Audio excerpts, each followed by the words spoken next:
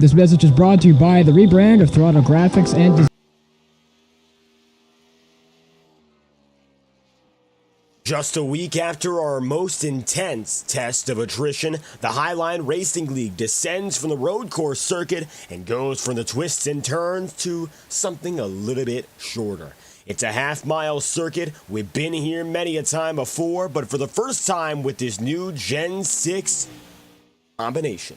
It's about time. The Westlake Royal Building Products Premier Series is back in action at the virtual Bristol Motor Speedway. Welcome back to the last great coliseum, a circuit the field has visited in previous seasons, and we've seen some great races here before. Once again, it's time for that short track racing, the heat action before our main event, and 25 drivers will be given an opportunity in our main race. Multiple drivers will go home today. Lucas Lodato comes off the back of his third race of the season where he finds himself to victory lane. Swamp Motorsports is all 4 victories so far this season. This is our 5th race of the campaign. Maybe a chance for that streak to break. But currently DJ Stagner finds himself on the pole position with 2 minutes and 50 seconds left on the clock. Welcome back live on FTN Broadcasting. I'll be your host for tonight's event. I'm David Kreutz, commentating and producing. Currently drivers are getting themselves settled in for our first racing of the day. We'll have 2 15-lap heats, and then we'll have our last chance qualifier. That will bring us toward the very end, and that, of course, is going to be our 150-lap feature after the last chance qualifier, at which point we will decide who makes the field of 25 today. Kendall Kerr going to find himself racing for the first time this season today. Kendall is in the number 16, and gotten himself up to 12th on his opening run. Casey Heschel goes P3. Heschel, always one of the strongest short-track drivers. So Casey now up inside the podium. Jason Harris is going to go 23rd in the 88 tonight. He's going to find himself starting at the back, and he'll be one of the guys on the bubble to make his way through to the end of this event. Of course, the heat races are going to knock out a total of 5 drivers today. We have 30 drivers registered and 25 available positions, so going to be a pretty close call, but a few drivers will indeed go home, and that's why qualifying well in your heat matters so much, because only 10 drivers make it in from each heat, and you'll have 15 drivers in each to make up that total of 30, and of course 10 from each make it to the main event automatically. Dalton Beer goes 28th in his laps. Only Dawson Buchanan and Jimmy McKee have waited to get out on the track. It looks like both of which will decide not to take a qualifying time. So you're looking at the overall lineup as it stands. Kendall Kerr is going to be up to 12th place.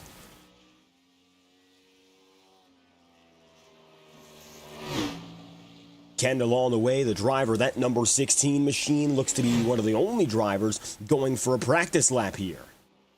The rest of the field has taken themselves off the track, waiting now for the big event to begin. Heat racing for the first time this year. Not a lot of times that we get to say we're going back to the very small form events. 15-lap heats, they're the shortest races on the calendar.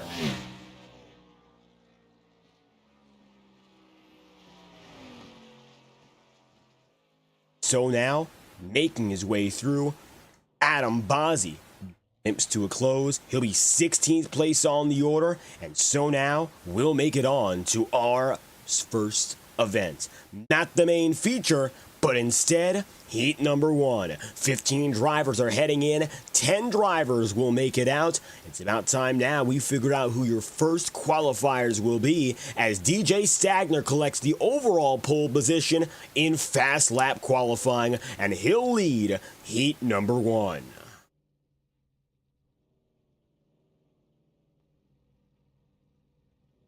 Back half of the field comes together quickest. Casey Heschel, DJ Stagner going to be your front row. Let's go over your qualifying lineup for heat number 1. It'll be Pocono race winner DJ Stagner to the pole position, and on the outside is Casey Heschel, the Ohio native. Then in second, Alan Kunman tonight dons the SP Designs coloring, and he'll start today third. Then it will be Terry Brooks in the Westlake number 23 for P4. Austin Bloom, after a very strong race last week, top 5 finish, starts this heat 5th place. Dylan Poteet going to go 6th. Lucas Lodato, 3-time winner and defending winner once again. The number 7 will start tonight in 7th.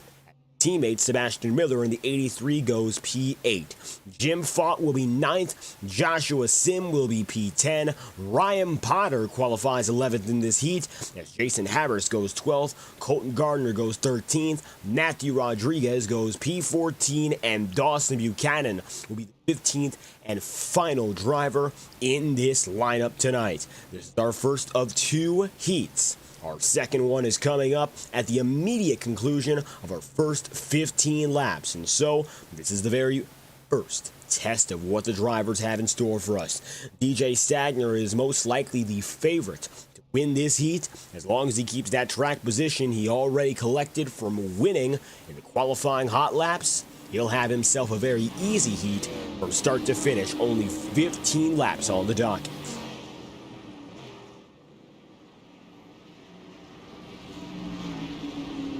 Earlier tonight, the Iora Cup Series had a 150-lap event here at Bristol as well, so a very familiar setting for the day. It was Daniel Mosteller who got the victory in an overtime finish scenario, 150 laps in their race using the Xfinity package. Tonight, the Gen 6 cars making their FTN debut at the last Great Coliseum, and a well-anticipated one as well with a stout field. DJ Stagner, besides his teammate Lodato, has already seen main race victory, so who else but the 64 to get things started again and try to take the checkered flag once more, as he's got the prime position. Casey Heschel is up high. Might have a very good opportunity in the opening laps to surge using that higher groove, but we'll see whether or not momentum is enough, as Stagner will have control into your very first turn. Turn 1 could make the difference for all 15 laps. We are set to go green. iRacing official pace car will duck down low. It'll be DJ Stagner, Casey Heschel, Alan Gunman, first, second, and third as we go green. Down to the inside, it'll be Stagner getting away, but Heschel destroys a good part of the field. Contact with Terry Brooks and Sebastian Miller. No cautions. The 83 now to the back of the field, as is just ahead Dylan Poteet, and we've got trouble immediately. Wow. Take a look at this. Stacking up, Heschel up top, Ryan Potter just barely getting by on Terry Brooks, and we'll try to pull it back a little bit more already as we see a big incident to get things started here. Watch this. DJ Stagner, Lucas Lodato and company break away, but meanwhile at the further end of the field, we'll see what happens. Looks like Poteet getting move on, contact with Heschel as he stacks up with Terry Brooks, and it gets nasty from there. On board with Ryan Potter will show you he gets lucky, and the C's part right before his number 99. That gets him up to 5th. Everyone else ends up destroyed as we get things started. Ryan right now will be 5th, Dylan Poteet 12th with significant damage. Again, the bubble battle goes back to 10th, and Jim Fott. Jim is now the transfer driver. He is the first driver looking to make his way in.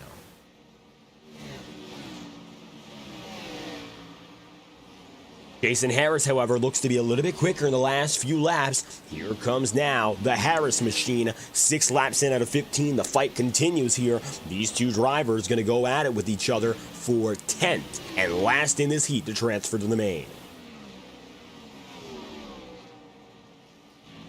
Last few drivers, notably Brooks and Heschel, they'll be heading automatically to the last chance qualifier. These guys were outside of the top 10, will have a second chance, but it will be their final chance. And if they end up bounced from the last chance qualifier, they're going home off provisional points and will not be eligible to compete in our main race of all 25 laps.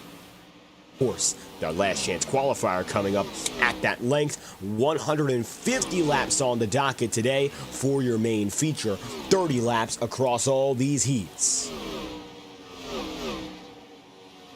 Austin Bloom right now going to be running fourth. Lucas Lodato gets away well and takes P3 as a result of the early scuffle here. Jim Fott still facing the pressure now from Jason Harris, but moreover, it looks like Joshua Sim might be finding himself close to losing a position. Jim Fott getting closer to Joshua Sim than Harris is to Fott. Means that the battle for 9th is on, while for 10th it looks like the 21 is comfortable as the last driver to make it in. DJ Stagner still holds this lead with now 3 laps to go in the heat. Stagner winning this opening stint would bring him to the pole position for our main race. Right now, that is the end goal. Stagner now sees 2 laps to go as Kunman nicks the wall ever so slightly, and DJ Stagner, Lucas Lodato, once again, the Swamp teammates find themselves running up in front. They'll be qualified in 1st and 5th positions respectively at the rate we're going. There is lapper Dylan Poteet. 1 lap to go. Final lap here for DJ Stagner, and with Alan Kunman charging, it won't be enough at the line. Stagner wins your opening heat and collects the official pole position. Kunman and Lodato are 2nd and 3rd with Austin Bloom 4th. At the line, it'll be Joshua Sim, the final driver to qualify in, based on his Heat 1 pace. 10 drivers, top 10 in this session, make their way through to the main race. We'll be sending Harris, Miller, and Poteet to the tail end as they'll try again for your last chance qualifier. Here we go for heat number 2.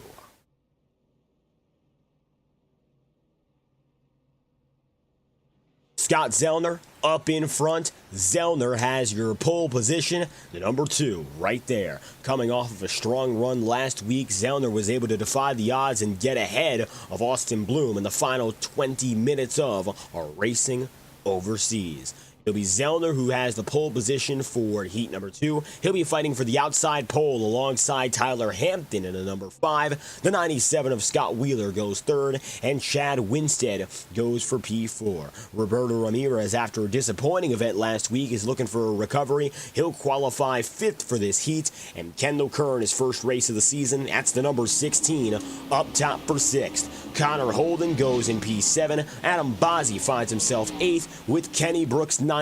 Matt Muir on the cut in 10th. Corey Blevins, season 15 Bristol winner, starting P11. Then you'll have Sean Billman, Ty Smith, and Dalton Beer. It looks like Jimmy McKee will not start. That'll automatically send him to the last chance qualifier.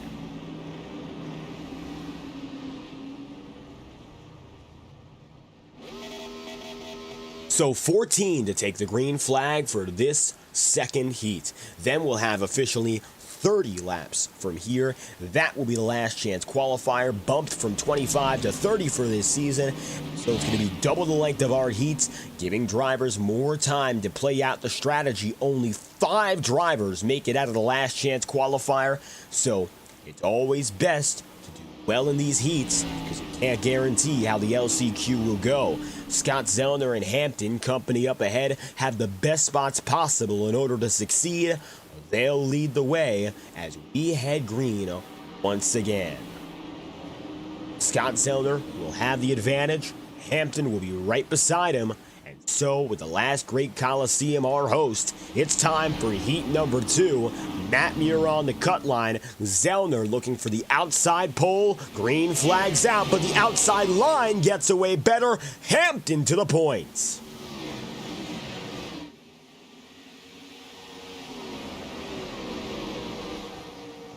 Every driver gets away cleanly, unlike Heat 1 where we saw that trouble, and it looks like the battle begins for those inside the top 10. Sean Billman now barely on the cut as it looks like the 16 goes around. That is Kendall Kerr. Kendall finds himself now at the back of the field, and the number 16 on season debut sees problems, and here's what happened. The 16 of Kendall Kerr, he'll be going to the last chance qualifier up top of the track, contact with Bozzi, and nothing more could be done, getting loose up high and finished off by the 27.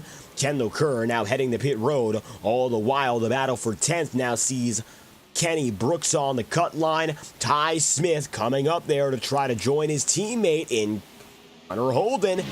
And Corey Blevins, a former race winner here. Contact again, that's Ty Smith. Smith sent down the track. He'll have to go to the last chance qualifier, it appears, unless he sees a miracle up ahead of him.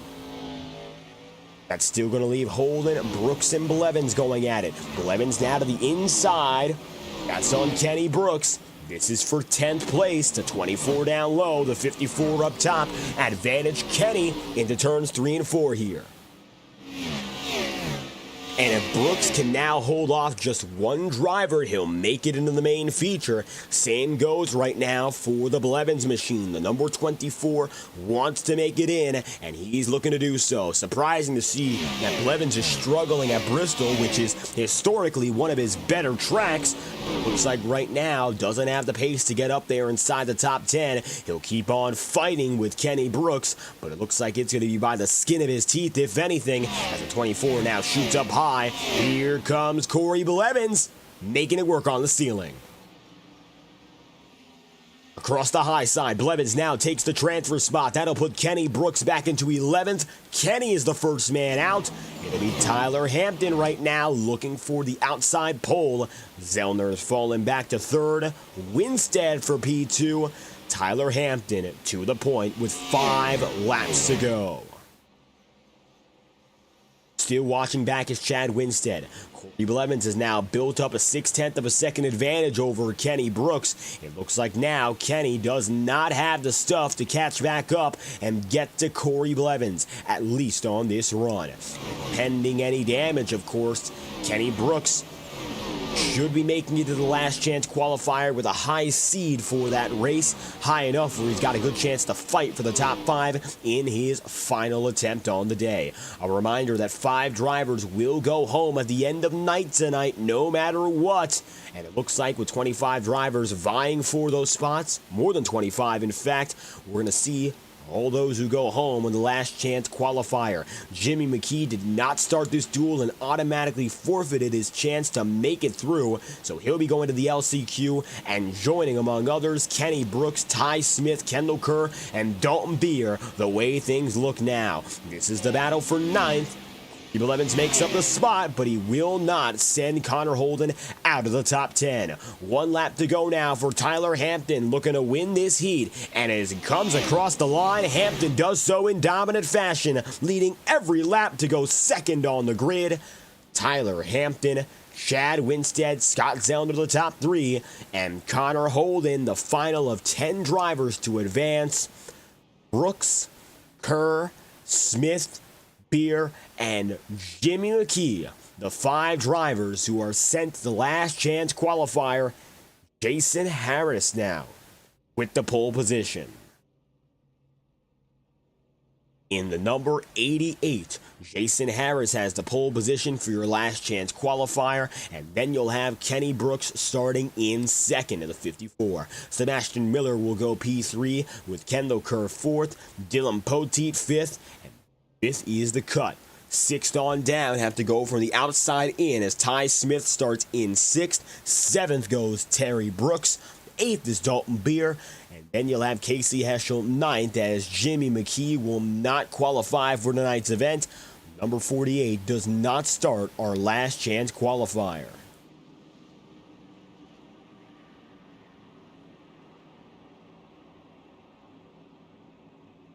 Nine drivers for 5 positions, and we're about to find out who's got what it takes to make it in. Jimmy McKee, the first man out, but the rest of this field, fair shot. 30 laps on the table, not a lot of time, but more than enough to find out who's got what it takes. Jason Harris, of course, with the pole position, could do what DJ Stagner did and hold off the field for the easy victory, or we'll see someone like Kenny Brooks, akin to Tyler Hampton, take it from the outside and win from 2nd. So far, the front row winning both heats. See whether or not that theory applies here to our last chance qualifier, where some drivers came down because of pace, others because of incident. We're hoping to see him keep it clean here for the highest stakes of the night. Just to make it into this event, it's going to be tricky. 4 will go home from this field.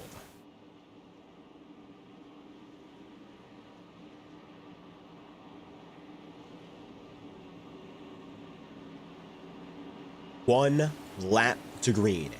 Less than that, in fact, now as the 88 of Jason Harris has himself the lead. Green flags out, inside stacks up. Kenny Brooks about as fast as Jason Harris. We're underway for our last chance qualifier.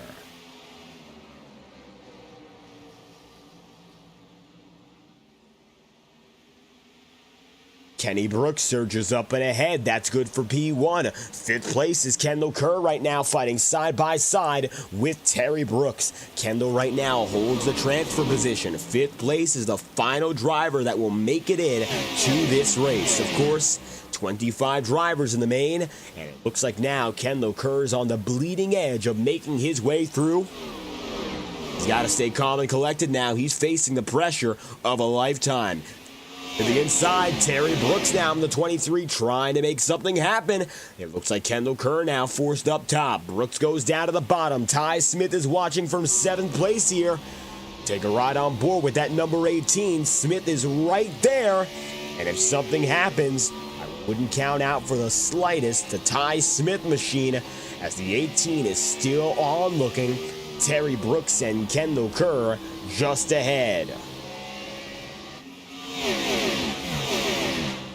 Dylan Poteet finds himself running in the 4th spot here, 6 laps in out of 30. Sebastian Miller will go P3. Jason Harris 2nd. Kenny Brooks is in 1st. And it looks like right now, comfortably so for the number 54. Brooks has led all of our 6 laps so far, and it looks like he's going to try to keep things that way in the number 54. Kenny stays leader. Jason Harris is in 2nd. Seb Miller 3rd. Dylan Poteet 4th. And Kendall Kerr now has gotten ahead firmly of Terry Brooks, although Brooks is still trailing. And the battle remains most important between 5th and 6th here. Whoever of these two, or someone further behind, mixing in as your 5th and final man, they will transfer. Everyone else behind will not be eligible for the main race. 25 is the hard cap. Terry Brooks, Casey Eschel, Ty Smith, and Dalton Beer all in jeopardy of going home tonight. That's horrible news, especially for someone like Heschel, who we know is quick usually, but it looks like right now not getting off to the hottest of starts, and it could be a damning blow to his season. Terry Brooks now to the inside on Kendall Kerr, 11 laps in out of 30, coming closer to the halfway marker, and that's why the pressure is being placed.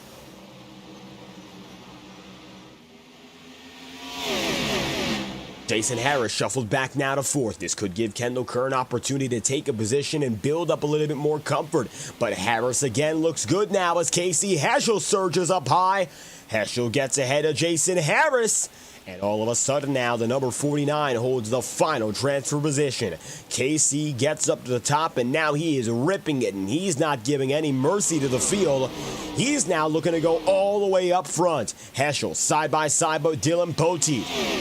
The 31 now faces a little bit more of that company. The 88 of Jason Harris is now on the bubble, and with Kendall Kerr shooting around the high side, new man in 5th, it's our very familiar number 16, Kendall Kerr, back in P5. All the while now, Sebastian Miller gets the lead of the heat, while Casey Heschel is still looking to make his way up.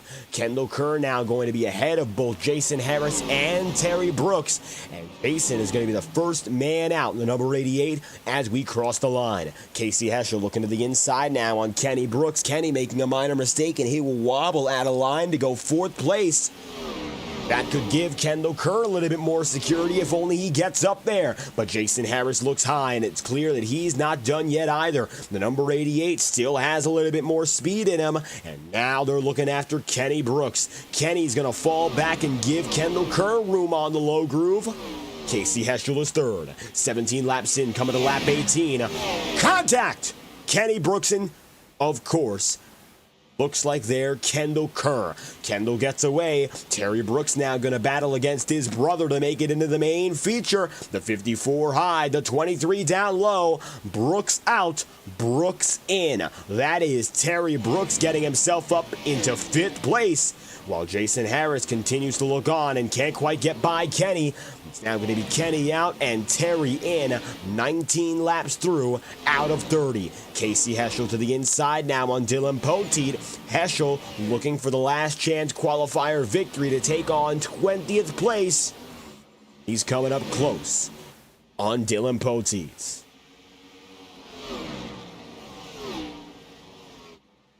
One more chance perhaps for the drivers further on back, but Terry Brooks has been able to break away now by a 1.5 seconds over Kenny Brooks, which means the battle for 6th is really all for naught. Can't in the slightest see a connection between the front of the field now and the middle back. Those top 5 are free. They'll be all locked in for your main event. Right now, Terry Brooks is going to remain in 5th, a second behind the leaders. Sebastian Miller sees Casey Heschel to the point. Casey now, with less than 10 laps to go, is looking to lock it up and finish this run. Of course, as your last chance qualifier winner.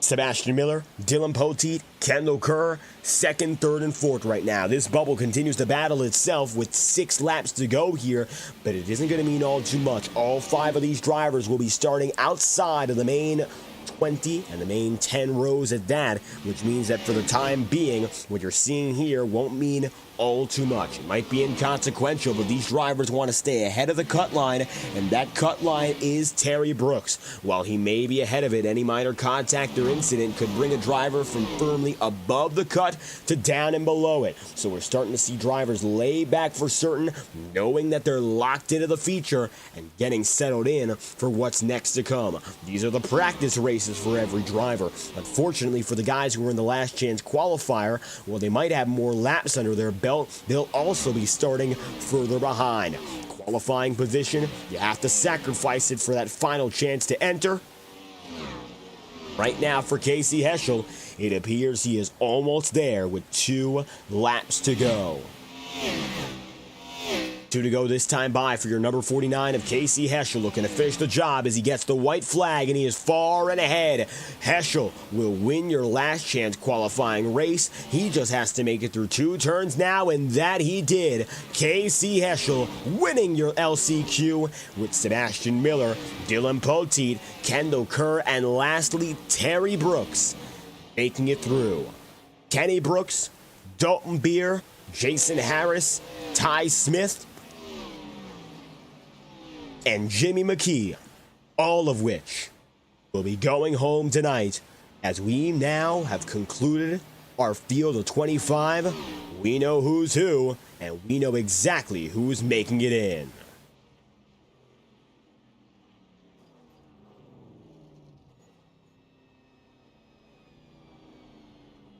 Checkered flag is out.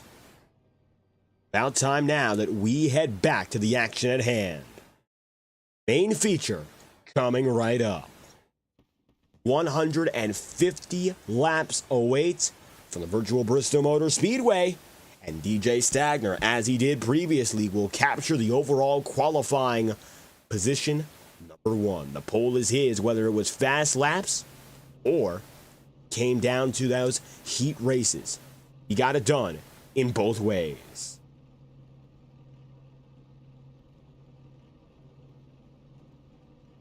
Qualifying order goes as follows. Inside line is composed of drivers who were on the Heat 1 roster.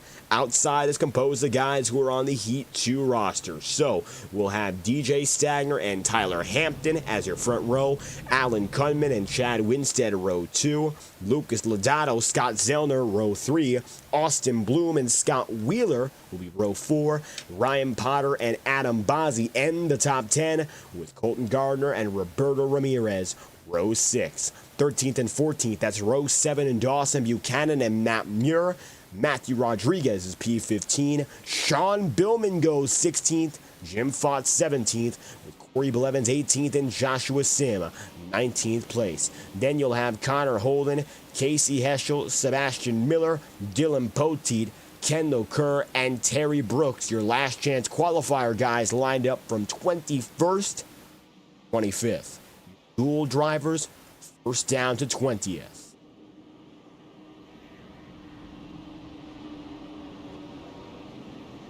No matter how the field was put together, we know one thing: DJ Stagner is its pole sitter. And that comes in unanimous fashion, not only winning Heat 1, but also setting the fastest qualifying time. Who else but Stagner now, if not Lucas Lodato? The number 36 of DJ Stagner looks to have a real shot at going at it for victory.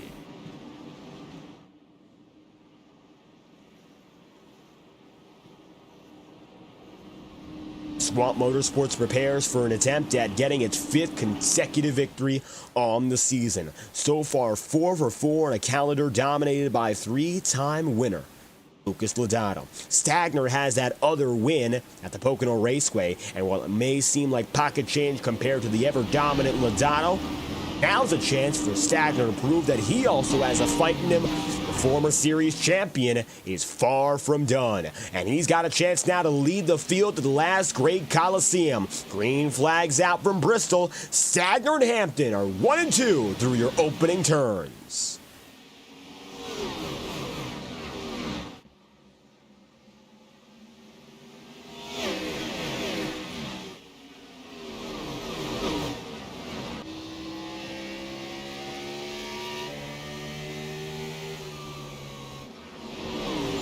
DJ Stagner goes second place with Tyler Hampton leading the way. Now he's give or take 2.5 seconds, or rather 2.5 tenths ahead. He'll be 2.5 seconds up now on the mid-teens as Roberto Ramirez finds himself running 13th. You got Matthew Rodriguez heading up high. Further on back is the battle between a rookie and Jim Fott and Corey Blevins. 25 drivers making it into your main feature today out of the 30 that attempted to qualify. Unfortunately, sending 5 drivers home, but such is the nature of the competition we see here so often at these short tracks.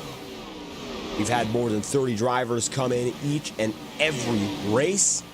As such, tonight, simply put, could not put them all on the circuit at once.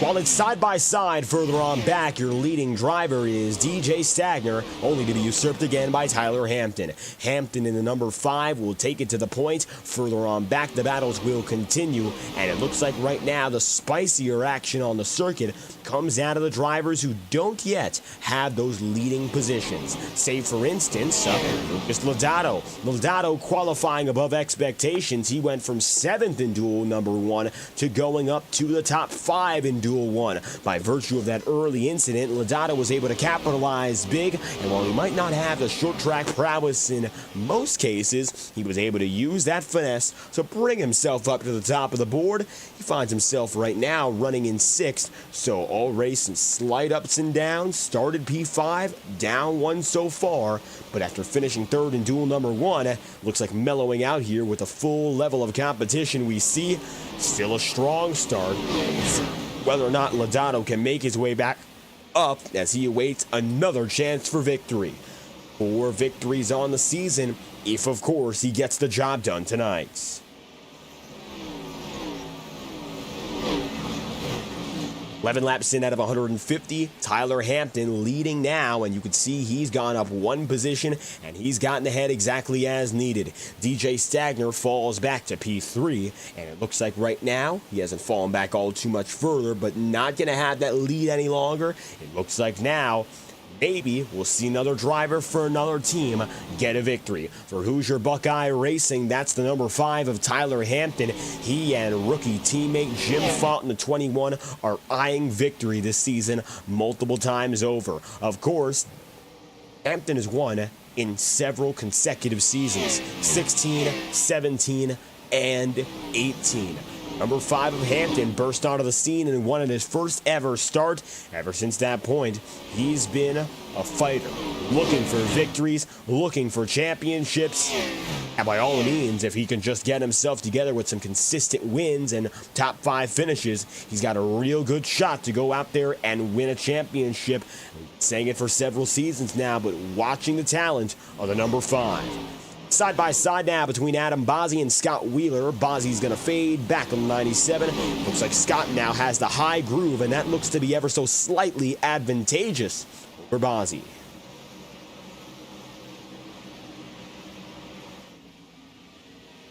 Wheeler pulls through.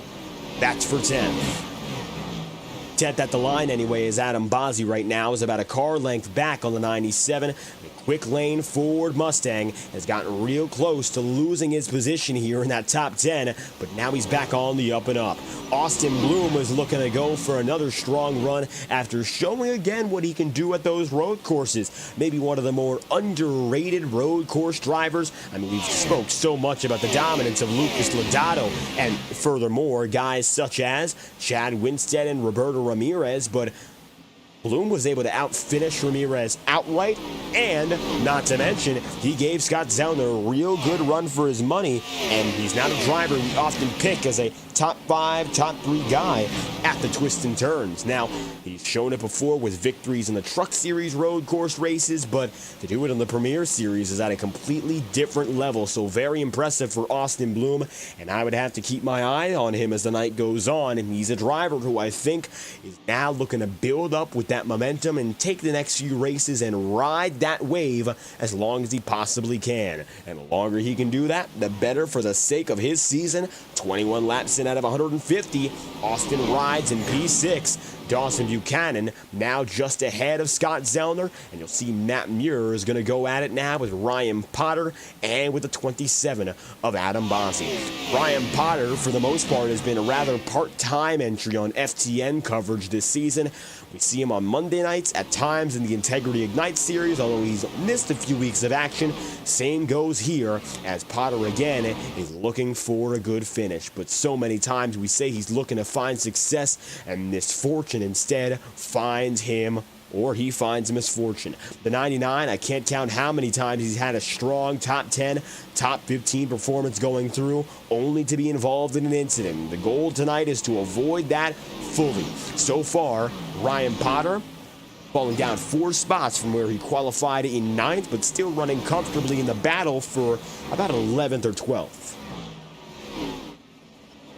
So, just because he's dropped just a bit, it doesn't mean that the night is over. Instead, it means right now he's just going to lie back and be a little bit more conservative with regards to strategy.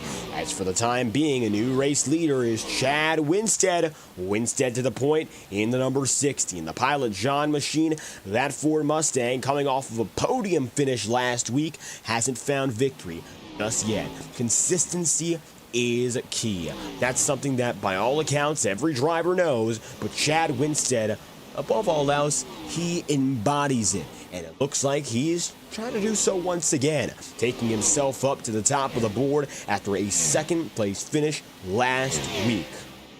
Why not once again for the driver, the number 60?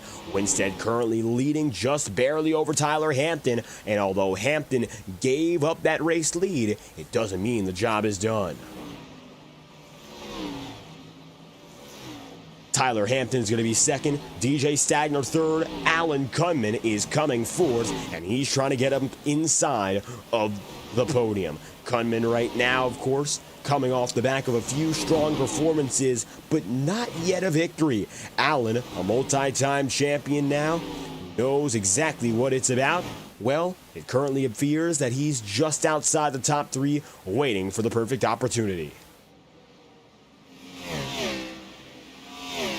Nick Leach in the chat room, it looks like he's rooting for our guy up in front, Chad Winstead. 0.2 of a second is the difference, and the advantage is still with Chad. Take a look on the backside, and you'll see exactly how far away Tyler Hampton is. And the difference is really minimal here. The only thing is that Hampton doesn't look like he's putting the pressure down to advance himself.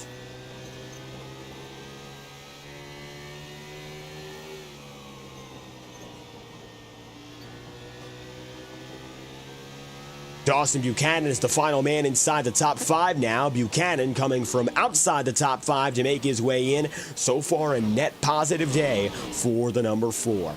Dawson, a driver now in his full sophomore season, started in 13th and was as low as 14th, and has overall gained 8 positions on the day. A little bit of a knock into the outside walling there, but he is still on the up and up. And how about a top 5 performance for a guy who hardly started inside the top 15. The Hornets Nest sees Ryan Potter side by side now with Corey Blevins, Scott Wheeler just alongside Lucas Lodato here, a former champion, a former 2-time champion at that in Wheeler, and your championship leader in Lucas Lodato.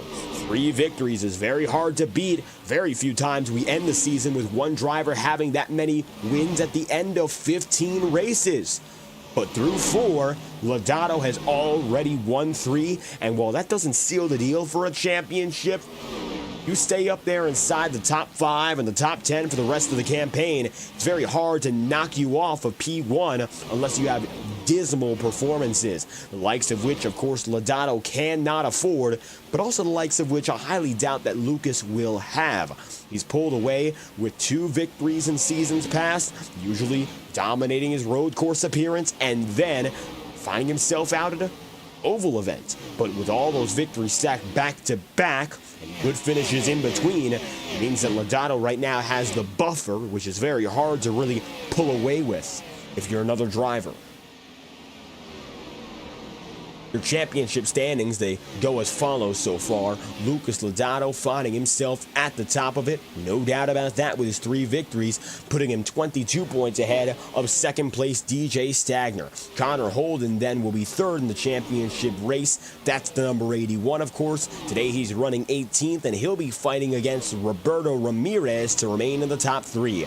Right now, however, Ramirez is running just ahead in 15th, only a few spots of difference, but it looks like Roberto has the advantage in the 41. The top 10 is separated by 69 points. Caution is out, 43 laps in.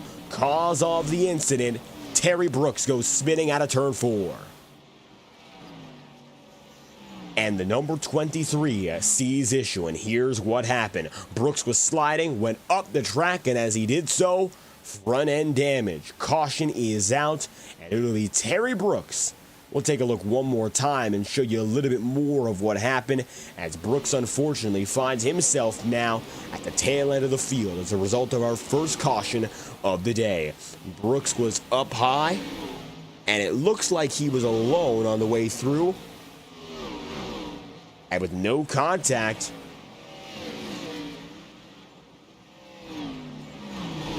oh, that could have been registered contact. He tipped around almost uncontrollably all at once.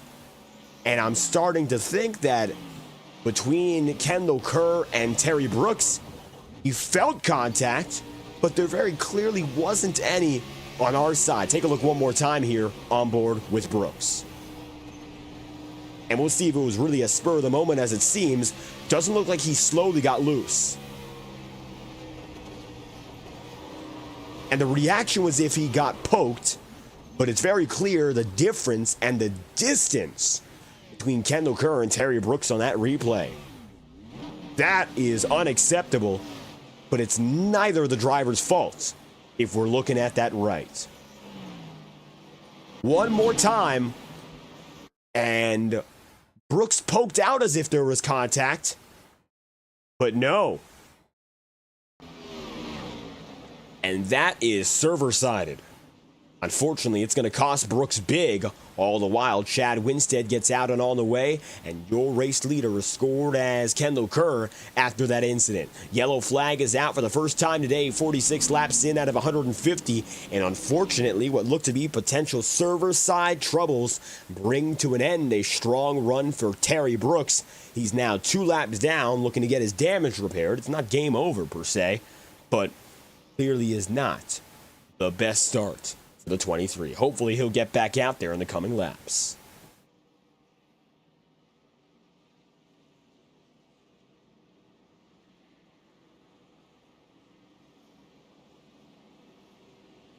Pace once again, 1 lap to green.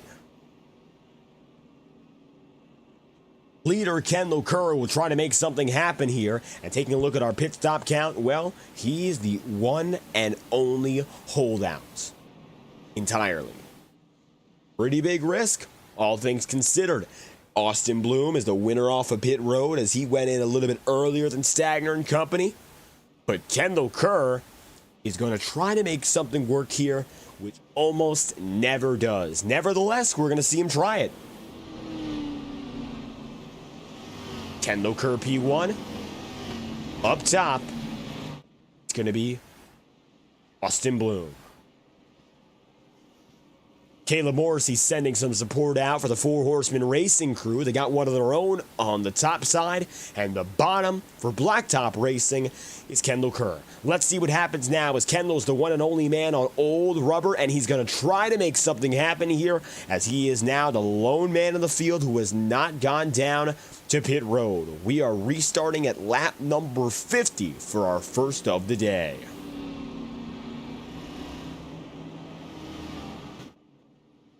It's a very big risk, and hopefully everything plays out cleanly, but I'm rather concerned as to what we're going to see.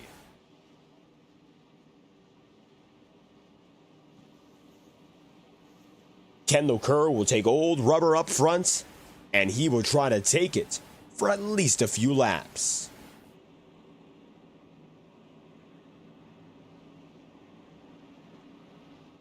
One lap to green this time by.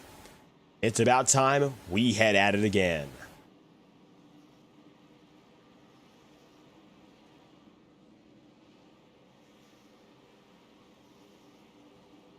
Austin Bloom up high. 16 of Kendall Kerr right down low. Ryan Potter and Alan Cummin will be your second row. DJ Stagner and the number 40 of Colton Gardner for P6.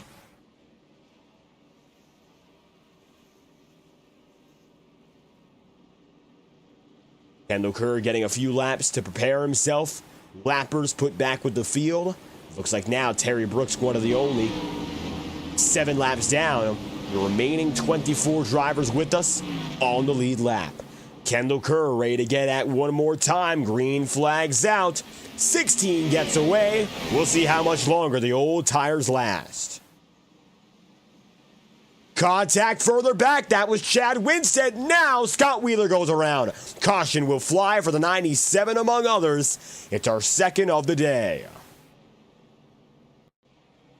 Big issue. Brooks was on pit road at the time of the restart, and the rest of the field got at it. And as Chad Winstead slid and saved himself, the 97 made contact, as you could see. And that's when things got dicey. One more time now with Winstead in the field as we bring it back from before the restart. Chad slid first. Then was the 97 of Wheeler. So we'll play back in slow-mo to give you all the angles. As Winstead was sent in with Casey Heschel's help, he slid and eventually got things together through saving it. Then Scott Wheeler was up top, and he made contact with teammate Scott Zellner, then got contact from Lucas Lodato. That's what sent him into Adam Bozzi, made more contact with Dylan Poteet. Bozzi went up the track. Roberto Ramirez slammed by the 81 of Connor Holden. Majority of the rest of the field got away just by slowing down. Caution's out, 53 laps in out of 150. Austin Bloom now has the lead. Kendall Kerr goes down and in. Gaping Ginger coming in to support the number 21. That, of course, is Jim Fott. It looks like Jim now getting up inside of the top 10 as a result of that incident. Back to P10, his highest spot all day long. Started in 17th. Up 7 once again.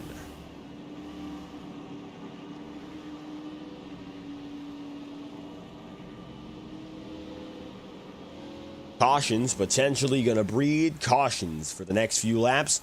Austin Bloom getting control. Kendall Kerr back on the way. And we could be restarting just before lap number 60 here.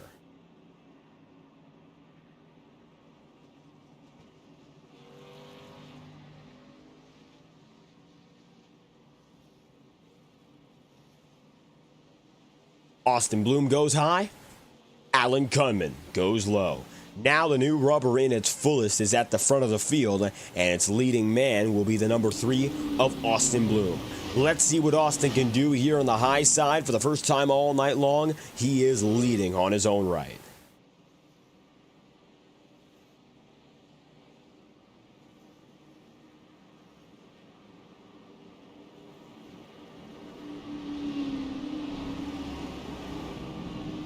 Alan Kunman also going to see just behind him is DJ Stagner. The number 64 is back in the top 3. No doubt about it, Stagner's a driver to look out for, as he always is. But tonight, a little bit different. Qualifying fastest based on speed and on his heat performance.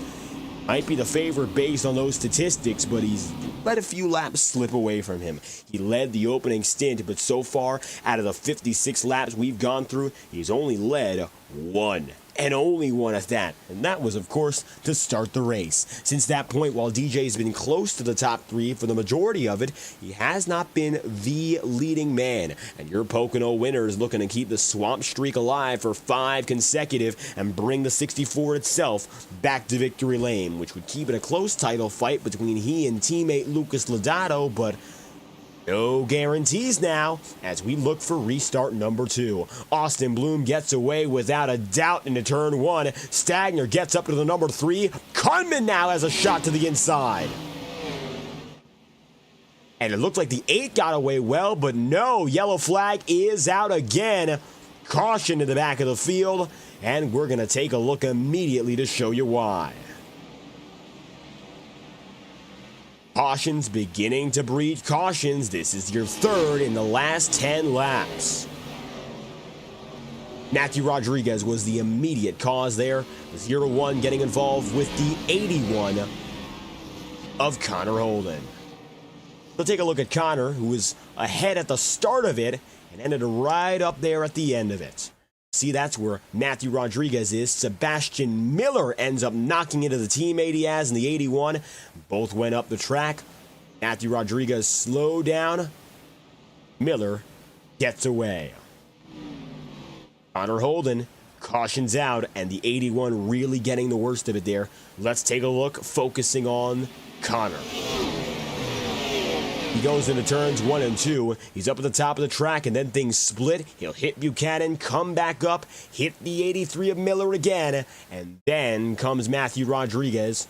Slows down, and that gives Connor enough time to go down to the track's bottom end on the apron, spin it around to go back once more. Horrible for the 81 of Holden. He gets now down to pit road to get that damage repaired. 1 lap down and then some. Kendall Kerr still trying to figure things out. Austin Bloom now at the back of the field. Alan Kunman scored as your race leader, getting a tremendous jump there after what looked to be Austin Bloom's restart. Turns out not quite the case. 60 laps in out of 150. We're slowed down once more. We'll get back at it within 3 laps for another restart. Soon we approach the halfway marker.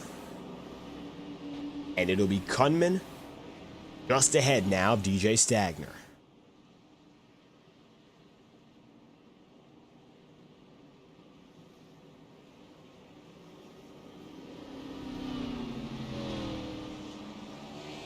Up high. There goes Kunman to the bottom. Scott Zellner now filling it in for P2. DJ Stagner deciding to hold faith in running behind your leader here and getting a better run with a more consistent groove. Leader having control of these restarts is a big deal, and it looks like now Stagner putting his full faith in just that.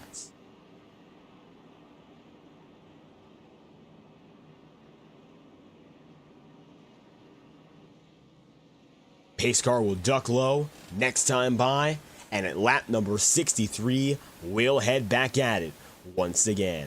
Alan Kunman's got an opportunity to take it up to the ceiling of the circuit, and he's looking to win with this speed. Still, more than half of this race remaining, starting to show up more and more up in front, and hoping this time we can keep it there. Cautions have been breeding cautions for the past 10 laps, and jeopardy of seeing our fourth in the last 15 after running some 50 laps clean.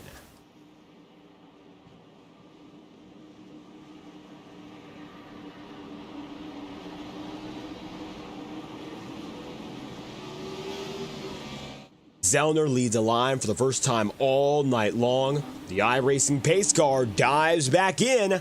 Here comes Alan Kunman to the green.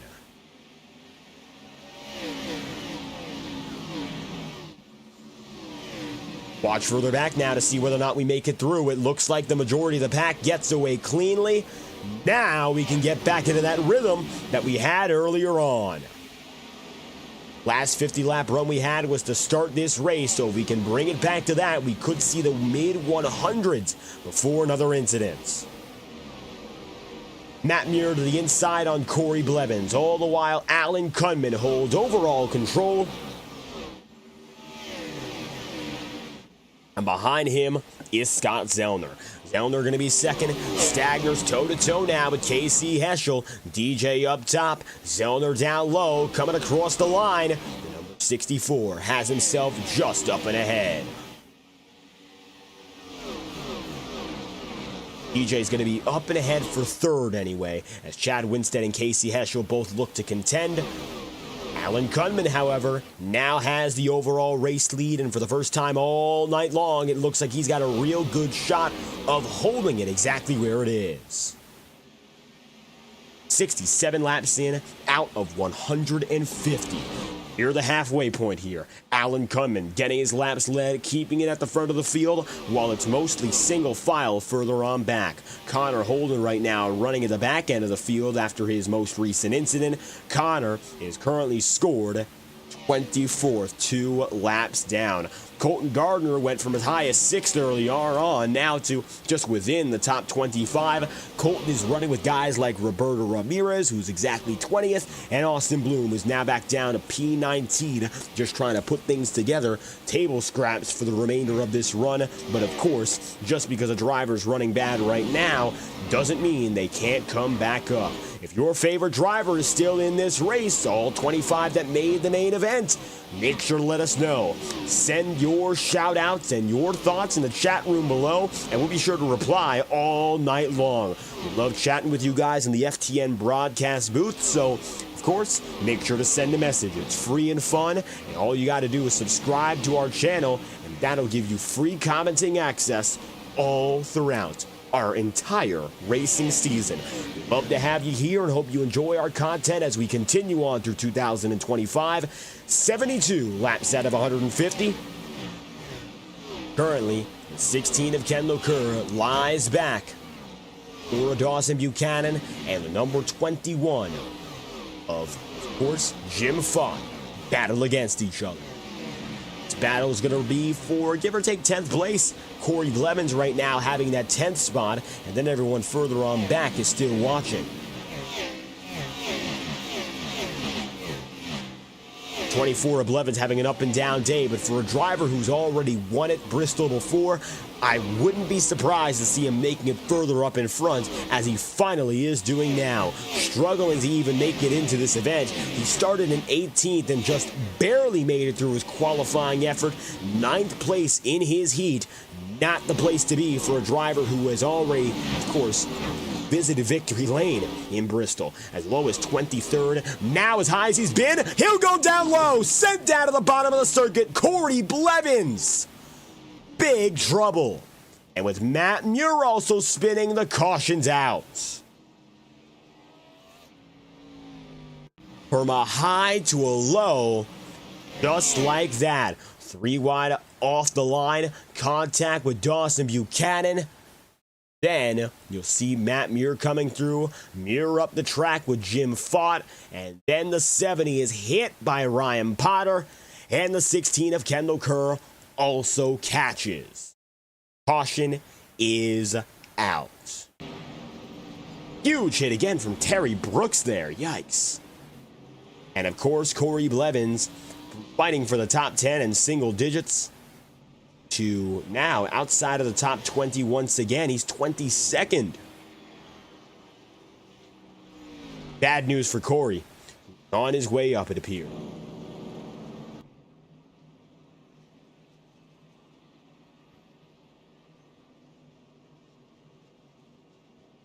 Corey heads to pit road. He's going to be lonely now as the rest of the field decides to head in on opposite end. Here comes Kendall Kerr with Austin Bloom, but Alan Kunman stays up and ahead. Kunman, Scott Zellner, and DJ Stagner, positions 1, 2, 3.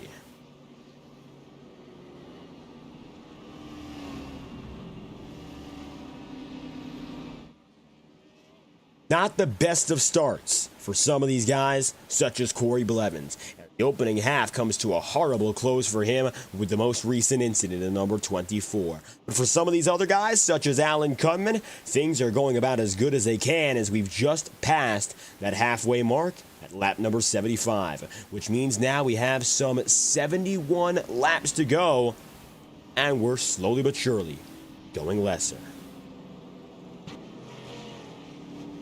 Nick Leach with a real good question, and this is something we should be addressing as the night goes on. Strategy is fundamentally different, and it comes down to a few things here. First and foremost, 150 laps on the docket, only 75 laps at Bristol.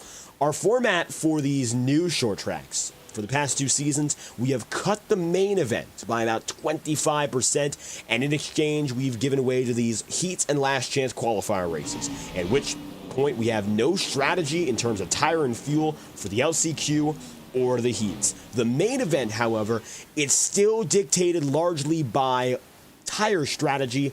Fuel strategy is usually an afterthought at a track like Bristol. It's such a small circuit where you can realistically make it the most of the way on a one-stop strategy, but multiple drivers, as you can see on the left side of your screen, they've already gone in twice, and I wouldn't be surprised if by the end of this race, if we still have any more cautions from here, that we'll see more drivers go in from the lead 2 times or more. That comes down to just looking to have tire, looking to have grip, and sustaining that in these close battles is necessary. We've seen drivers go around and slide, causing cautions.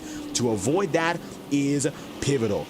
Fuel is not as important as, say, for instance, our bigger circuits like last week when we were in Monza, where that all came down to how long you could run it, trying to stretch it past halfway just based on the fuel numbers and saving. The big circuits are often more aerodynamically dependent as well, which means that raw speed and such fuel dependency is an increased factor, whereas tonight, tires will be king. Alan Kunman getting the jump, and he gets it good because he's got that grip on him. Looks like the new rubber from some 25 laps to go still holds up. 25 laps to go, rather, with 68 remaining.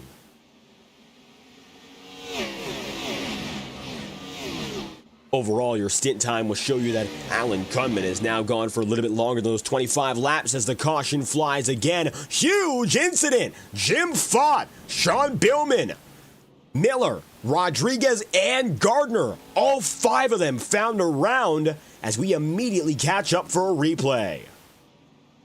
Bad news again. And talk about tricky, as we are going to rewind our tape and show you what happened. Instant replay on the matter. Jim Fott, among others, who are caught up big.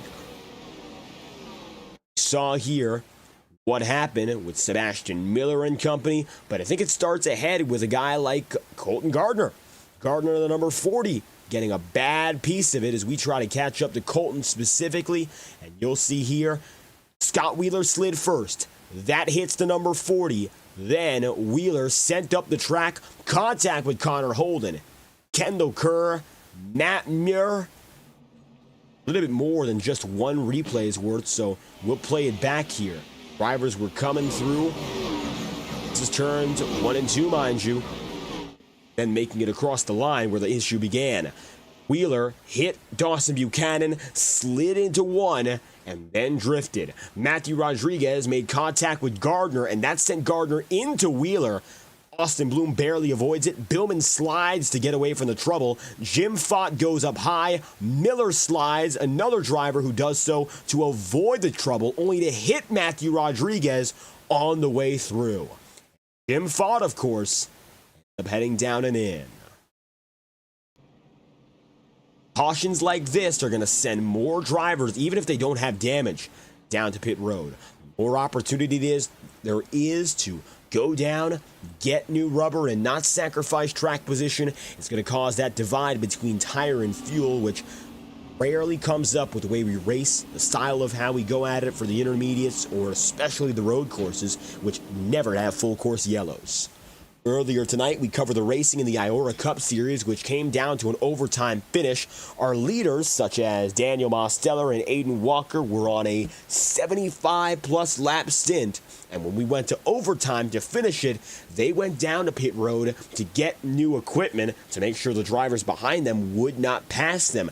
That was something that came by force. The way the race turned out, unlike their expectations, sent them to pit road. And that just came down to having the right tires for the situation. If everyone is on their long run stuff, and they could be for the rest of this race if we stay green, then it doesn't matter nearly as much when you go down a pit road. But if we continue to have cautions again, those opportunities open up, drivers further back begin to take risks, and the leaders are eventually caught out to dry if they don't think about what's going on behind them. Notably, 13th place now, going to be on a 9-lap run in Corey Blevins. He's on much newer tire here, and that could be a key advantage to getting back up to the front of the field. Ryan Potter's on old stuff, but Austin Bloom is on a 9-lap run himself. Sean Billman is going to find himself 17th, and then you'll have, further on back, Matthew Rodriguez and company. Brian Casey could ask one that transcends real world and sim racing. I think Scott Wheeler is going to get one before Kyle Busch. Scott's been close, and last week, although tonight has not been the best, he has been strong as of late, notably running well in Monza and bringing it back up to the top 10. Green flags out now for Alan Kunman. That's the number 8 machine getting things going. Side by side, pole sitter Stagner looks for the race lead. This would be the second lap he's led tonight of 90 on the day. At the line, Kunman barely beats him, but now DJ Stagner's got himself a run down low. And talk about close, DJ's finally back in front looking for some laps led, and while he was able to get one to start the race, your pole sitter fell back and he's let everyone else have a chance at it. Why not take it back in front?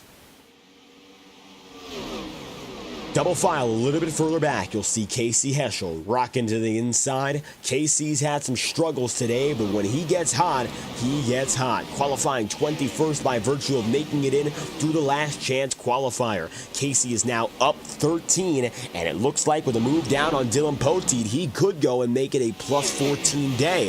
As high as third earlier on, so he's back at about his midpoint relative to where he's been. Looks like right now, Casey is competitive and making spots up. To the inside now on the number 7 of Lucas Lodato. Lucas still has himself a slight advantage. And your 3-time winner so far this season is keeping Casey at bay. 56 to go. DJ Stagner is now going to find himself comfortably second place, but Alan Kunman looks like he is the man of the hour as he's got himself the lead again. So far, Allen has led 39 of 96 on the day. Looks like the most laps led of anyone so far. And yes, DJ Stagner has only led 1. And that's the duality of this race. Although Stagner beat Kunman outright in the qualifying procedure, it looks like right now when it comes to that race pace, the number 8 has the tricks up his sleeve that matter most. He's now led more than 40 laps on the day, the only driver to do so far. With 53 laps to go, there's still potential for Kunman to lead up to 94 or for Stagner to lead up to 54. Just comes down to who ends up leading, and it might not be either of these two drivers, as you can look further back and see Scott Zellner is now on looking for third. You've even got 4th place Chad Winstead coming up, or former race leader Tyler Hampton. Remember that Hampton was there for a brief moment and led 27 laps in his stint up and ahead. Kunman has had control by virtue of the past few yellow flags coming out so consistently, back to back to back. But right now, Tyler is still watching, and although he might not be your main pick, I wouldn't be surprised if he gives it a good run. Number 8 of Alan Kunman still holds it just ahead. Coming across the line once more, it looks like it's Alan's, then it's DJ's, then it's Scott Zellner's 1, 2, 3 order in that fashion. Further back, you'll see Lucas Lodato is getting pressured right now for Dawson Buchanan in what could be his first finish outside of the top 10 all season long. He's hanging on barely right now for the 9th place, but with Buchanan and Poteet and Adam Bazzi on the high side looking good, might be a fight just to stay there, but Bazzi in the wall, the 27 fades back. Adam was making gains, but it looks like now he'll have to settle back again. We'll see whether or not that right side scuffing ends up a big deal. For Bazzi, it looks like it is not going to be a race killer, but he is going to find himself further back than he would like. This gives Roberto Ramirez an opportunity as he gets up closer. 12th place right now for Roberto, and he'll go side by side instead with Dylan Poteet's number 31. The 7 here of Lucas Lodato is really facing the pressure. Dawson Buchanan is not making it easy, and that number 4 wants 9th place. And as a matter of fact, if he can just get a lunge in, he might take it. Contact again, the number 4 and the number 7. Just a little bit off the corner exits. We've been seeing it. Closer and closer they get, the more we risk a yellow flag bearing incident. But these are some of the guys who have remained clean all day, and that's really helped out in staying at the front of the field even when troubles persist. 43 laps to go and falling further back. While these guys might not be in the battle for the lead, they're keeping it real intense right now. Take a ride on board with the number 70 of Matt Muir. Right now, Matt's got a real good view of this fight running P13.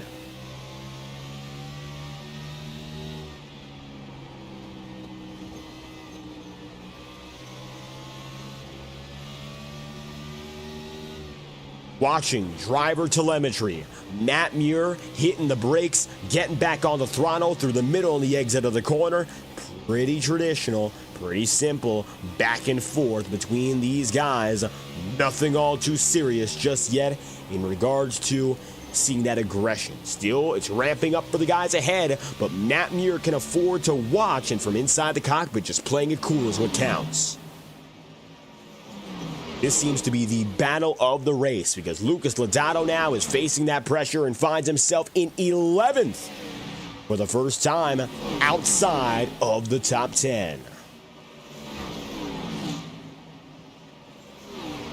And if he ends up out of the top 10, by far would be his first and worst finish of the season for 11th place and 3 victories in a full race campaign so far, this being the 5th of the season. Surely losing a lot more time than he would like.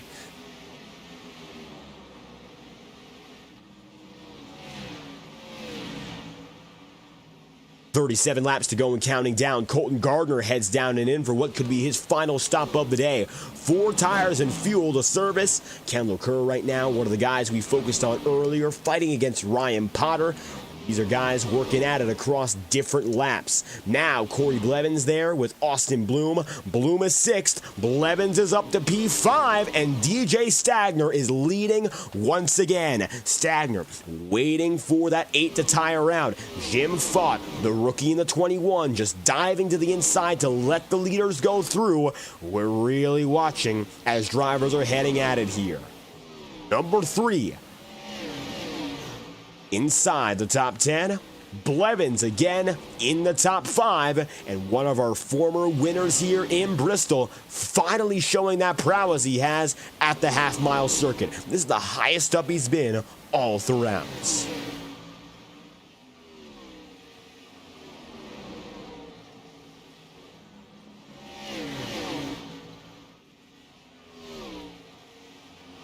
Toe-to-toe, even still, you'll have Casey Heschel and Scott Zellner fighting for the last podium position here.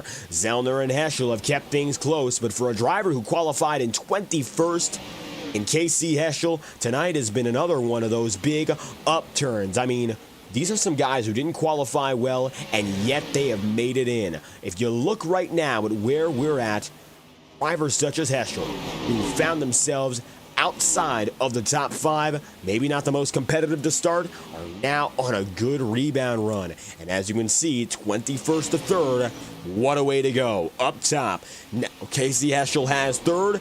Kunman might be in jeopardy here of losing P2. It's a real big bundle, and they've caught up to the 8s. Alan Kunman, who's been almost exclusively inside the top 3 all night long, has lost it to DJ Stagner. DJ has gotten away, and it looks like now even to keep up for 2nd would be quite the issue. Casey Heschel to the inside. The 8 of Kunman has himself no more loneliness and no more advantage. Down low, here comes KC. Side by side for 2nd, side by side for 4th. There's Corey Blevins once again, cautions out. Back of the field, another incident. Yellow flag is out. It looks like the 0-1 having some damage, so we'll take a look back to see exactly who and what caused it here. Adam Bozzi, contact with Kendall Kerr, and the 16 goes around with the 27. We'll play you back a better replay of that one. It happened so quick, we could hardly keep a watch on it. Kendall Kerr, now to pit road. Here is why. And watching with the number 16, Kendall was there with Adam Bozzi, and he was making a pass perhaps on the outside at the time of incident. Contact, 27. And that sends Bozzi up the track. He goes low to try to escape it, but it looks like he gets caught up, hit by the 16. Bozzi is. Kendall Kerr is hit by Adam Bozzi. Contact, 25 laps to go. 16 of Kendall Kerr comes in. Now it looks like most everyone is in for the final time today. There's Alan Kunman. Kunman beat out by DJ Stagner.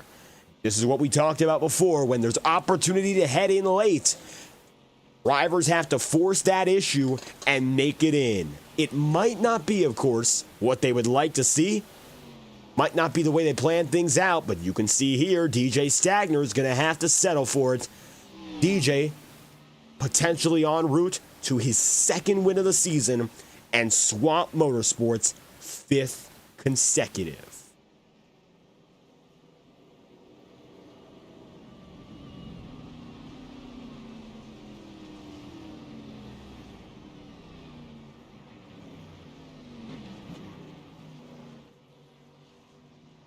"24 laps to go, heading to 23. Gaping Ginger, thank you, of course, for stopping by.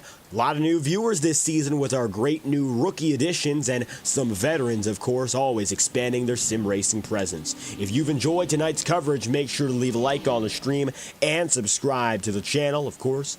Greatly appreciate having you here. The season's only just begun. A reminder that next week we will not be racing on Thursday night at all, either with the Iora Cup Series or the Highline Racing League. We're having our first off week of the season, and then we're going to finish up the midpoint of the campaign as we'll go back at it for 5 consecutive racing weeks. We'll have ourselves a wild card race up next, which is going to be quite the surprise. We actually don't know what's in store for that race. April 3rd, it's a surprise even to us. So watch out for that. We're going to figure out exactly what it means to go wildcard racing in 2 Thursdays' time. But until that point, you're with us right now. We know for certain there's a race to be finished here. Whiplash SimCams is the provider of our wonderful camera content, and if you've enjoyed the angles so far, we're going to bring you a few laps uninterrupted and unfiltered here from Bristol, Tennessee. Visit Whiplash SimCams on their social media platforms. New broadcasters can get select cameras for free using their Discord server. All open access, and cameras cost $5 a piece for each track and car. No licensing fee necessary. DJ Stagner side by side with former Bristol winner Blevins across the line, but he'll get the big jump. Let's crank it up now with 22 laps remaining.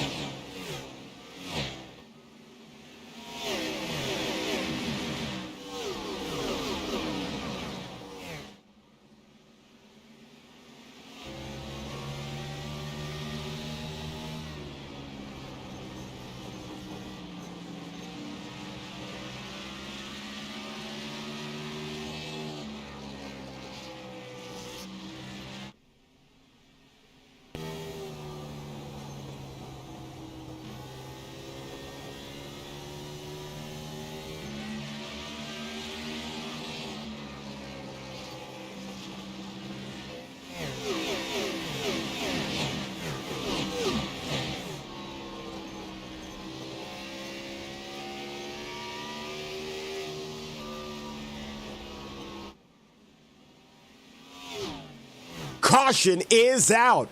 And another yellow flag late in the going. It looks like we'll be coming back to a standstill once again. Back of the field, more incidents. And we're going to find out right now who exactly and what exactly caused it. Taking a look overhead to give us a better view. Seeing Terry Brooks there. Looks like no trouble as they came through turns 1 and 2, and then that's when things got busy. So we're looking right now to show you exactly what happened. Replay again as the yellow flag is out. Quite tell that time by. Jim Fott, however, has some damage here. Take a look back one more time. Keep our eyes on that number 21 and maybe see if that's where the incident specifically happened.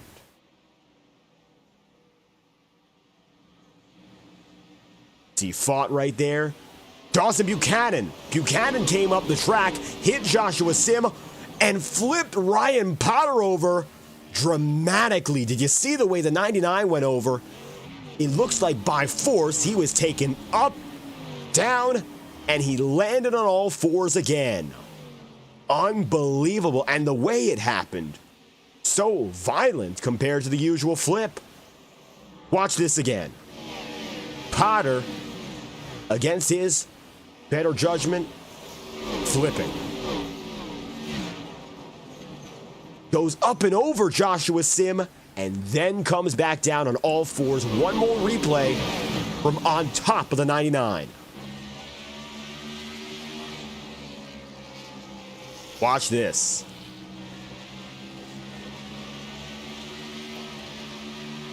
And you talk about bizarre. This really does encapsulate the craziness of Bristol.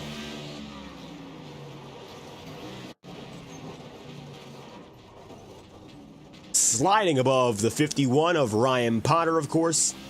Trouble for the Pennsylvania. And he's got major suspension issues as he gets back up with the pack. And we'll go right back at it again. We will have, give or take, 12 laps remaining. Now 11 as the pace car once again gets one more lap in extension.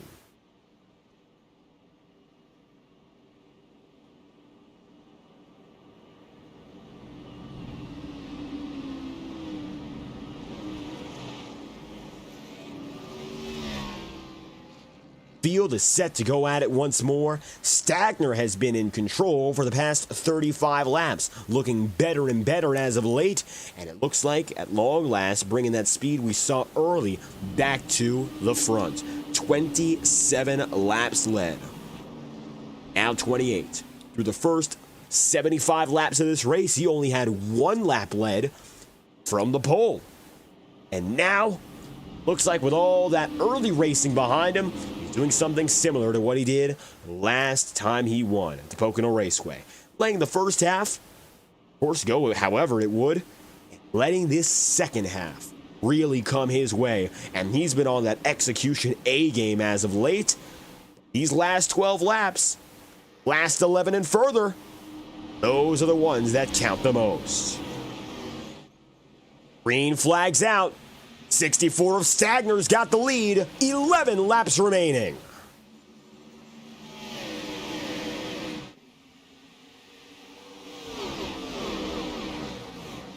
Scott Zellner heads down to the inside. The 64 of DJ Stagner still holds forward. Watch out now for Stagner. What's he going to do on defense? He hasn't had to worry all too much about playing that role of looking behind, of mirror driving, of trying something that doesn't pertain to moving up. But now Scott Zellner, who is looking for his 20th career victory, he's the man to put pressure. And how about this number 2? Looking to continue to drive and define Highline Racing League history. The all-time winningest driver by a significant margin. He's got more than double the wins of the next driver in Jackson Hartman, and he has kept himself sky high compared to his competition in the past 2.5 years. But now it's 7 laps remaining. He'll have to beat a man who has been on a roll too. DJ Stagner and his team Swamp Motorsports see the caution again. 7 laps to go. We'll head back at it one more time from here. Caution's out. And it looks like at the time of incident here, we're going to take a look at the back of the field again and see what happened, who caused it, and if it was anything significant. Ladato was running 8th at the time of incident. Looks like he gets away. Dylan Poteet. It was Poteet and the 31 involved. We're going to bring you the replay right now. One more time with the 31 of Dylan Poteet. 7 laps to go, yellow flag. We will have at most 3 laps to define this race. It all comes down to a shootout of less than 2 miles worth. And here's what happens. Oh, well, that's horrible. We're going to give you a closer angle, but if you saw that the way we did, that is so similar to the previous incident that we saw about 100 laps ago, where 2 drivers were close to each other but didn't make contact. And again, I think we just saw that. And Dylan Poteet is going to be the man this time who pays the price. And that is, again, unacceptable. But it's not the driver's fault. If we're looking at that correctly, Poteet registered contact on his side. And there was a spark that flew between Hampton and Poteet that indicates to us that was contact, supposedly. Maybe we're incorrect. We'll bring it back one more time here, but it's very rare that you see that sort of flick back when it's just being loose. One more time now, right on board with Poteet, and I think his onboard telemetry will give us the big answer here. Goes in, watching the steering wheel on the left side. Doesn't look like he overcorrected until the contact was registered. Again, very rare we see incidents like that twice, but those were flagrant. And that's not a driver's fault, but it's going to cost Poteet big. Nevertheless, at the front of the field, DJ Stagner will head back at it for a green-white checkered attempt against Scott Zellner. We're going to extend this race slightly past lap 150, and it will be a 2-lap shootout. We only have 1 attempt in the Highline Racing League, which means this is it no matter what. If we have an incident, the race will end under caution, and pacing will determine our finishing order. However, we have 2 more laps to really find out who wins tonight. No matter what, we get to the white flag, this race is official, and we go to the checkered flag. If not, however, could end it as early as the moment we get past the green flag for this final run. The checkered flag lap is now lap 151. We're extend 1 lap further. Zellner, who is looking again for his 20th career victory, goes up against Stagner, who's looking to keep Swamp Motorsports ahead for their 5th straight win.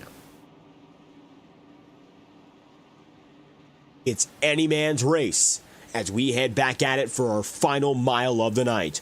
2 laps remaining. Green flags out for our only overtime effort. Stagner gets off the line nicely. That could be the moment. But already, Zellner contact, Stagner contact.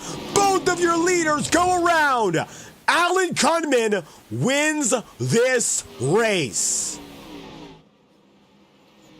Unbelievably clutch. Kunman wins. What just happened? Stagner and Zellner both implode upon contact. Zellner got loose, Stagner got loose, and that minor touch sends them both off. Ladato finds the podium, but Swamp Motorsports will not win their 5th race in a row. Instead, Blacktop Racing and Alan Kunman officially collect the checkered flag. Kunman is a winner in Bristol. Wow. Talk about a way to win it. Alan avoids the chaos, and he is on top again. First win this season. First win this year for the Blacktop Racing Boys and their former champ in Alan Kunman.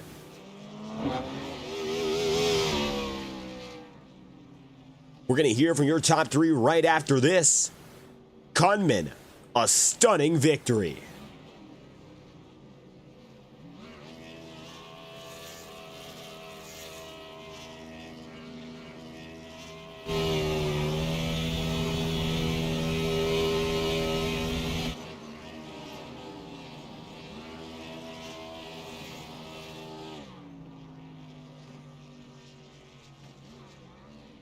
Alan now going to take himself around the outside of the circuit for a Polish victory lap and might go down to victory lane. He might drive his way into victory lane. That's something we can do here at Bristol now. So until he does that, we'll read off your race results. Alan Kunman winning from Chad Winstead in second and Lucas Lodato concluding the podium today. The number 7 back for third. Corey Blevins, a season 15 winner here, gets up for fourth. Tyler Hampton finishes fifth with Roberto Ramirez 6th, Casey Heschel 7th, Dawson Buchanan 8th, and Matthew Rodriguez then in 9th. And the top 10, Dylan Poteet in the number 31. You'll have 11th and Sebastian Miller and John Billman, P12. Joshua Sim goes 13th with Austin Bloom 14th. Scott Zellner, P15. Matt Muir 16th. DJ Stagner 17th. Ryan Potter 18th. 19th and Jim Fott and Adam Bozzi 20th. Kendall Kerr 21st. Connor Holden 22nd. Scott Wheeler 23rd. Colton Gardner 24th, and Terry Brooks 25th. And last on the night, Alan Kunman. You might notice where he's driving. And the number 8 is in victory lane. What a performance. And he makes his way in briefly to celebrate it. Looks like he won't stay there all too long, and Kunman gets off the track tonight. Nevertheless, victory lane is his. Alan Kunman, your winner from Bristol. Let's bring it back and show you how it all happened, as we'll hear from your race winner, Alan Kunman, right up next. Checkered flag goes today to the number 8, and what a way to win it. We mention it again. Tonight, he gets the job done, avoiding the chaos and bringing it to victory lane. Alan Kunman, tonight, Bristol is yours. It's your first win of the year. And it went all the way down to the final lap of this race to get it done. Yeah, definitely did. For sure, don't feel like I deserved that win, but sometimes you just got to take them out. You can get them. No doubt about that. It came down to the overtime finish. I'm sure you weren't expecting the exact way going to come to blows, but 55 laps led, it was clear even if you weren't the leader coming to the restart, you had a lot of speed today. Yeah, definitely was good to run in the top 5 pretty much all night long. I didn't expect that myself because I normally don't run that well here at Bristol. But car felt good. Setup's great for this car and this track. Love what iRacing did as far as the graphics updates for Bristol. Really good. The bottom was really good at the beginning of the race. I felt like if you could get the bottom to work, don't know if you necessarily would go forward, but you'd be able to take care of your tires a little bit. So that worked out, and in the end, it worked out as well. Looks like working things out when it comes to that tire strategy. I want to ask particularly because we saw so many cautions. Did tires matter at all for you in regards to long runs, or you just come down with the rest of the field? Yeah, especially for me. I think that second run we had before, well, not the second run, but before we came down and pitted for the second time, I was doing everything I could to hold on to the lead for as long as I could, but eventually my right front just gave up, and DJ was able to get around me, and he pulled away. He pulled almost the whole straightaway from the rest of the field. But yeah, tires definitely were a factor tonight for sure. Looks like everything works out, factors and all, to just finish ahead and avoid the final wreck of the day. Alan, you got a victory now as we head toward our off week, and we really don't know where we're racing next. It's a wild card race. It really could be anything, but now you got a victory under you and perhaps some momentum to start digging in the points up. Yeah, hopefully. Hopefully it can go the same route that it did last season, getting that first one at Chicago and backing it up with another one the very next week. I don't even know what type of track we have next week, but I look forward to it as long as I can make it. I've had to miss a couple races here this season, just personal stuff going on, life. But as long as I can make it, I look forward to next week and racing with these guys. It's always a good time. Alan Cumming getting it up to the top of the board today from the Bristol Motor Speedway. If you have any final more shout outs or comments you would like to send out, make sure to let us know. Yeah, just appreciate you putting it on every week. Didn't get a chance to say it the other week at Pocono, but I appreciate what you did for my wife and her dad, my father-in-law. Good race. I think I'm going to go down to Ty's Tenders and Strips and celebrate. Well, a victory still indeed worthy of celebration, bringing the 8 back to victory lane in 2025. Alan Cumming, thank you for your time. Thanks. With Cumming on the move, we're going to, of course, feature your second place driver. Winstead is back in a familiar position, and it looks like he's really bringing back that moniker of Mr. Consistency. P2 once again inside the top 3. Chad Winstead, 17 laps led on the day, close to getting up there for the victory at the end, but just too little time in a 2-lap run. Yeah, it was a very frustrating P2, if you can say the least. Coming down the pits on that first one, just a lot of communication issues about what to do, and felt like I should have been up to the front with the clean track in front of me, and had to work for that one to get back up there. But overall, happy for the consistency, and just ever so close once again. Getting closer and closer, it appears, here for the 60 team. From the start of it, you had pace, but it was a very challenging one with so many drivers up and down to the front of the field, almost like a revolving door. It's our first time with the Gen 6 package here in Bristol. Were there any changes as to how you had to deal with the competition? That first run felt really fast. Obviously jumped out to the lead, and felt like me and Tyler were just kind of walking away from the field. Felt really good. Thought it was going to be a really good race. I didn't feel like I needed to change much. I burned off a little bit too much tire on the first one, but I figured it out quickly. And then it was just really hard to get back up there. It's a little bit hard to pass with these cars. The multiple lanes worked, but you just couldn't quite complete the pass. So made it a little bit tricky. Had to use the car and be a little aggressive a couple of times. Apologies for a couple little bumps here and there, but overall, it was, just a challenging race, as it always is in this league. A lot of competition, so. It remains tight until the very end here in Bristol. Now, we got ourselves a week off, and we mentioned it to Alan when we were discussing the schedule. It's a wild card race, so we really don't know what is to come from here. But you're on a hot streak with these podium finishes and top 5s, getting yourself closer and closer and building momentum in the point standings. Victory, of course, is up next. Of course, for any driver after getting up to second, maybe a chance to go and get a little higher. Yeah, I would love that. It's been a while since we parked it in Victory Lane, and a lot of second place finishes since then. So hopefully the wild card pick is good. Get a track that I like and I'm fast at, and we can put it one position better. And looking forward to a week off next week. I got a lot going on next week, so I'm glad that the week off is happening then, because I'd probably have to miss next week. So thank you for putting the broadcast on as always, and Adam for running the league. And I'm something to look forward to every week. Have a blast running with these guys. It's always a challenge. Can't wait for the next one. Chad Winstead, runner-up here for the Bristol Motor Speedway. Thank you again for stopping by. Yes, sir. Appreciate it. Unfortunately, Lucas Lodato unavailable for comment, but he does make it back to the podium, which means he keeps the top threes alive, even if it is not a victory. Lodato comes through, did not lead a lap on the day, but finished strong when it counted, third in his heat and third overall. As such, you've gotten a word for your second place finisher in Chad Winstead and winner Alan Cunman, who gets the job done in the most unexpected fashion, beating the odds and winning in overtime. Checkered flag comes to a close, a night of the Bristol Motor Speedway in both the Iora Cup Series and the Highline Racing League. If you've enjoyed tonight's coverage, of course, leave a like on the stream and subscribe to the channel.